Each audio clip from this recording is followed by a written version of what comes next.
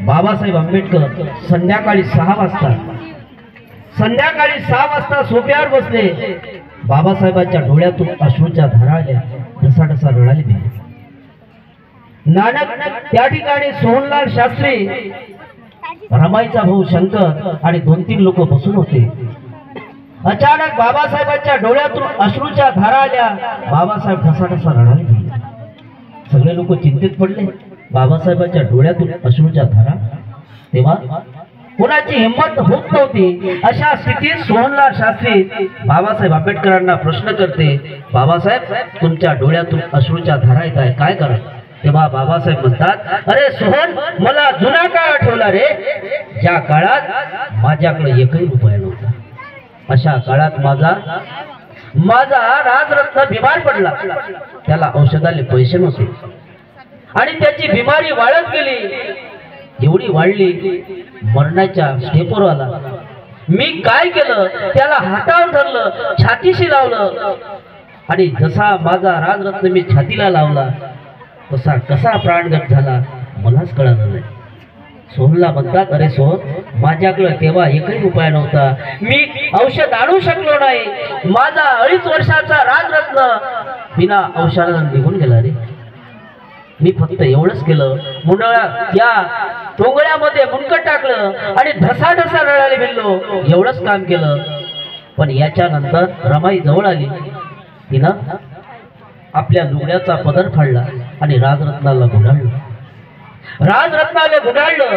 एक माणूस माझ्याकडे आला आणि म्हणते, आपल्या राजरत्नाची अंत्यविधी करायची आहे। अरे मला सांगा, माझ्याकडे औषधाले पैसेच नव्हते, तर अंत्यविधी करण्याच्या सामानासाठी पैसे कुठून रे? मी काहीच करू शकलो नाही। मुंडकं टोंगळ्यात टाकलं आणि ढसाढसा रडायला गेलो, माझा राजरत्न निघून गेला।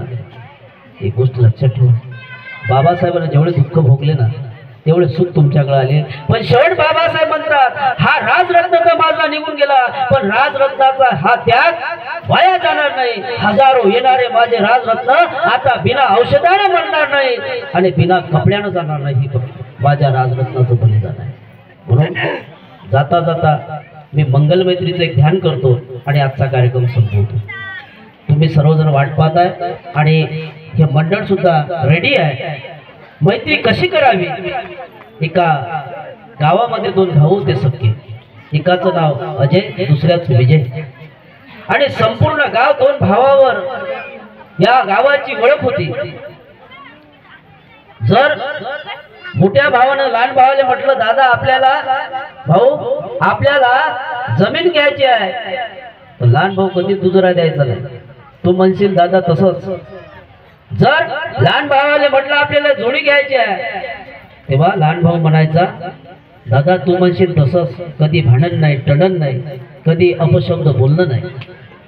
असं 2 भावावरती गावाची मंगलमैत्री चालायची आणि ओळख असायची। एक दिवस मोठ्या भावाचं लग्न झालं होतं, त्याला 2 लेकरं होते। एक दिवस सासू आली, रात्रभर काय कार्यक्रम झाला काय नाही।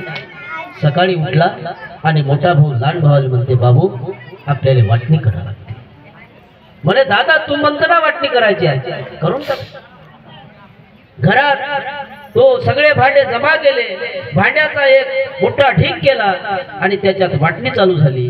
बाबू हा हे गिलास तुझं, गळवा माझा, प्लेट तुझी, ताट माझं, असं करता करता एका ढिगाचे 2 ढिग भांड्याचे झाले।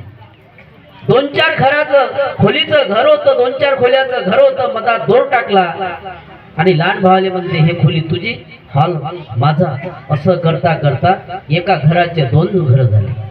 शेतात गेले, 4 एकर शेत होतं, उन्हाळ्याचे दिवस होते, पीक कापून टाकलं होतं, मधात दोर टाकला। लहान भावाला म्हणते, बाबू हे खालचं शेत तुझं आणि वरचं माझं।